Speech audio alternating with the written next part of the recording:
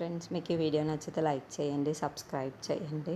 రాజేంద్ర ప్రసాద్ చాలా కోపంగా అవని వాళ్ళ ఇంటికి వస్తూ ఉంటాడు. ఇంతలో అక్కడ ఉన్న రాజేంద్ర ప్రసాద్ ప్రణతి అని చెప్పేసి చాలా గట్టిగా పిలుస్తూ ఉంటాడు. ఆ మాటలు వినగానే అక్కడున్న అవని ప్రణతి భరత్ వాళ్ళు ఒక్కసారిగా షాక్ అయిపోయి, ఏంటి ఇది మామయ్య గొంతులా ఉంది అని చెప్పేసి అవని అనుకుంటూ నేను వెళ్తాను అని చెప్పేసి రాజేంద్ర ప్రసాద్ దగ్గరికి వెళ్తూ ఉంటుంది. ఇంతలో అక్కడున్న వాళ్ళ మామయ్యని చూసి మామయ్య అని చెప్పేసి పిలుస్తూ ఇంతలో అక్కడున్న రాజేంద్ర ప్రసాద్ మాత్రం ప్రణతి ఎక్కడా అని చెప్పేసి గట్టిగా అరుస్తూ ఉంటాడు.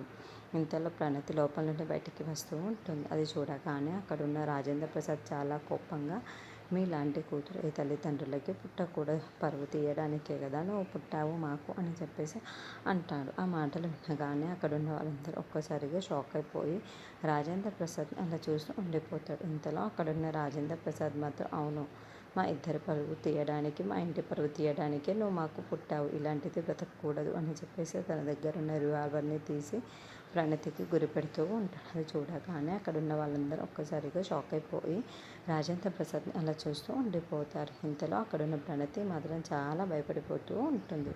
ఇంతలో రాజేంద్ర ప్రసాద్ గారిని షూట్ చేయడానికి ట్రై చేస్తూ ఉంటాడు. అది చూడగానే అక్కడున్న అవని మాత్రం, మామయ్య మీరేం చేస్తున్నారు అని చెప్పేసి అడుగుతుంది. ఆ మాటలు వినగానే అక్కడున్న రాజేంద్ర ప్రసాద్ మాత్రం, నువ్వు నోరు మూసుకొని ఉండు అని చెప్పేసి అవనిని కసురుకుంటూ ఉంటాడు. ఇంతలో భరత్ ప్రణతికి అడ్డంగా వస్తూ ఉంటాడు.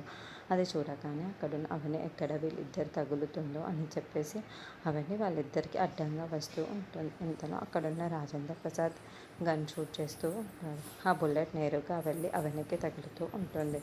అది చూడగానే అక్కడున్న కమల్, అక్షయ్, ఇంట్లో ఉన్న వాళ్ళందరూ ఒక్కసారిగా షాక్ అయిపోతూ ఉంటారు. ఇంతలో అక్కడున్న రాజేంద్ర ప్రసాద్ కూడా, ఏంటి అవనికి తగిలిందా బుల్లెట్ అని చెప్పేసి ఒక్కసారి షాక్ అయిపోయి అక్కడున్న అవనిని చూస్తూ ఉండిపోతారు. ఇంతలో అక్కడున్న అవని బుల్లెట్ తగలడంతో స్పృహ కోల్పోయి పడిపోతూ ఉంటారు. చూసిన ప్రణతి ఇంట్లో ఉన్న వాళ్ళందరూ అవని అని చెప్పేసి అవని దగ్గరికి పరిగెత్తుకుంటూ వెళ్తారు. వాళ్ళు కూడా వదినా అని చెప్పేసి వెళ్తారు.